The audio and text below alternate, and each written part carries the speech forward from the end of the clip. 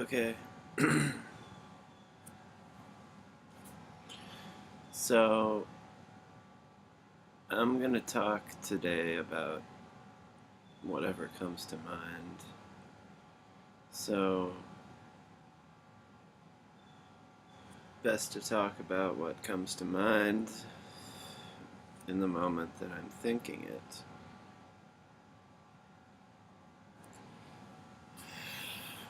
Which I assume will come to me eventually. Which is all just an elaborate way of explaining that I really don't know what I'm going to talk about, but I'm building up to it in the same way that, you know, there is a Shelleyan summoning almost that we offer a supplication to the gods, something in order to be gifted with a subject to reflect upon, that it does not start with the subject, that it starts with an admission as to one's own lack of knowledge. And this is a totally important, the most important thing to consider. Very few people are able to give credence to their own lack of knowledge these days. Everything is concrete, and everything, if it is seen as a sham, is seen as a concrete sham. But what I believe is somewhat something that is a refutation of this. Actually, I think if you think that it's all a sham, that everything is a mystery, you are making too much of a concretion out of that. That it is saying the statement "everything is a mystery" is something that if you truly think and doubt, is first of all way too much of a generality, and second of all something that shouldn't that by its very nature is not concrete. So like, I build up, I offer my own impotence to the void, in the hopes that the void throws something back at me from its liminal space. Whether I understand what it throws back at me is for my own knowledge to decipher. And what I'd say of this, not to drag on too long, but it's that people consider the void in knowledge as being something that has no ability to be found. But I believe it does. Parts of it. Parts of it can be found, if not the whole piece. There are things that we will never know, obviously. This does not placate me, and I struggle on to elaborate. Elaborate on the manner of whatever knowledge is given back to me. Perhaps the void has thrown a bit of its liminal space, of its inspiration to me only once, and yet I consider it 1,000,000 times that it has done this. That I am free to know as much as I want, because the liminal space has always thrown something back to me into conscious regard, so that I can see and understand. But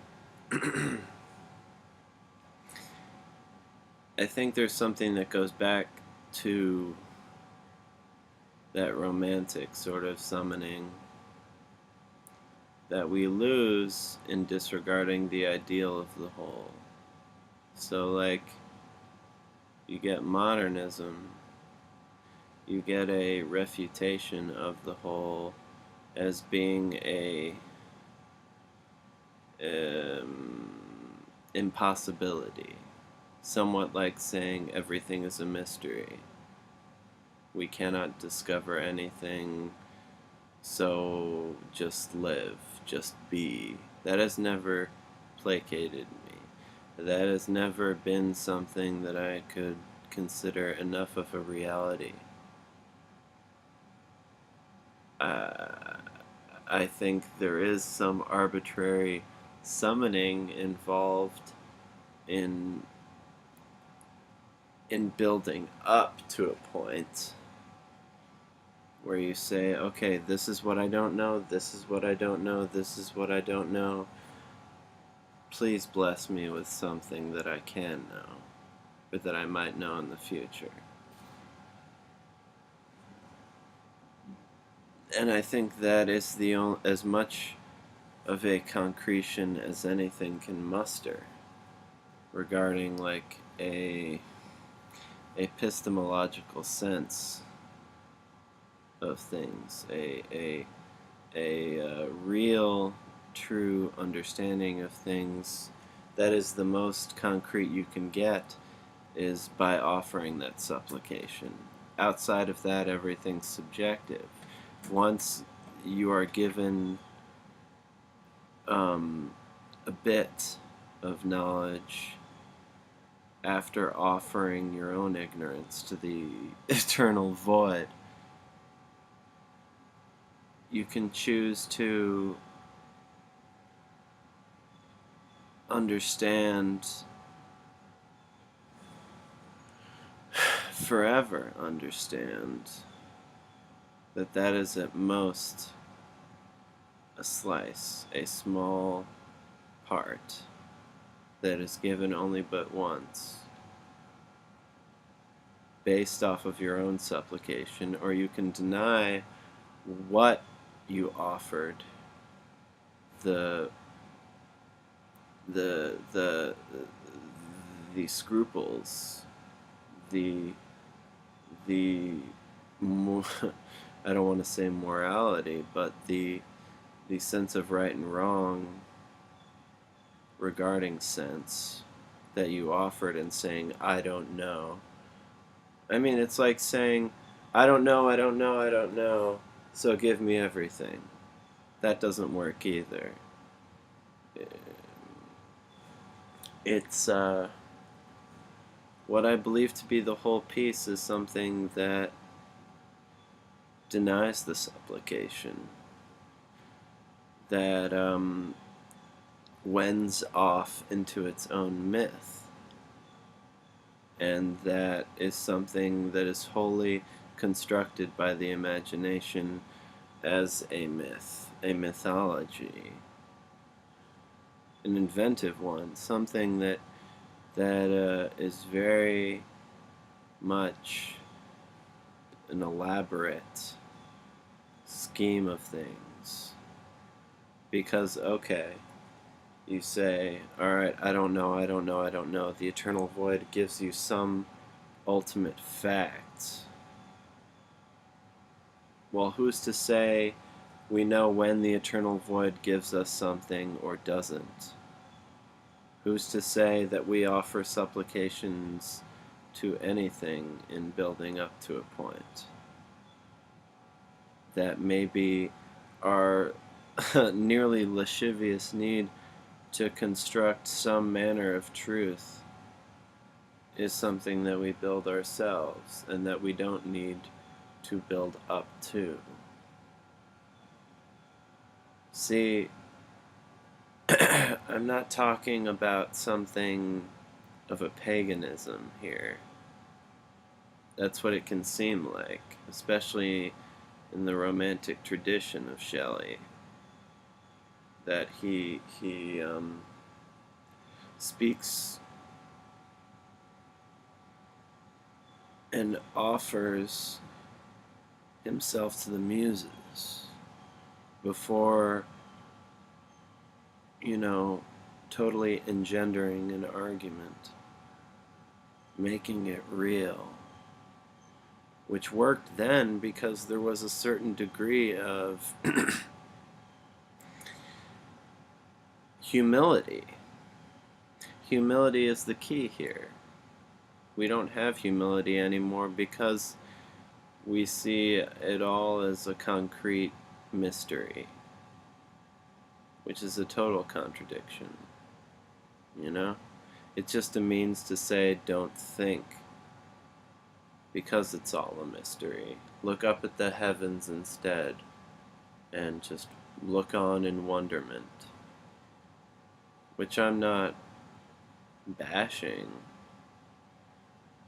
but most people don't look on in wonderment anyway. They just look on with a deep expression on their face, as if, well, we can't know, but that makes it all the more brilliant. That's stupid. What people need to discover is for themselves to will. What people need to know is for themselves to discover. I mean, it's what you what you see in stuff that is new, is that there is a disregard for the ideal. That is what I believe that the new is throwing aside, tossing aside this ideal. Hey, kitty. Tossing aside this ideal and thrusting oneself deep into an immediate knowledge, which maybe is not true. Maybe it is a mythology. But if it can resonate poetically, and if it can resonate with people in being a great fantasy, I believe that's more than any universal truth thrust out just once based off of a paganistic supplication. It's more than just one bit of truth. All the untruth in the world would be more than a bit of truth. That is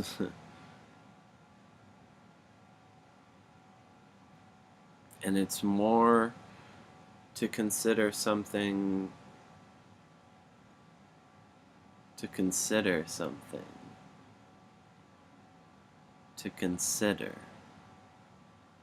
but maybe not believe. That there is in each thing a manner of truth. Anyway. But that maybe it is not a universal truth. Maybe it is the truth in myth, the truth in imagination, which, as Pascal said, is would be an ultimate law of truth if it were an ultimate law of falsehood. And I'm paraphrasing. That there's something in this fragmentation that maybe goes beyond, like, synecdochally, the whole that it is a part of. I mean, imagine the whole universal truth. Everything that's true categorically, just there. As a object, it would turn into an object, you see. It would become something that, based off of my own fragmented mind at least, would be impossible to perceive all of.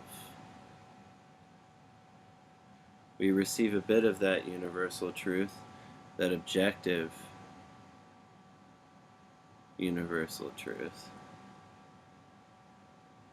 and immediately our perception colors it. So I suppose that's why we offer our supplications to the Muses on a trying day. I suppose that's why we say it is not enough to just launch into beauty.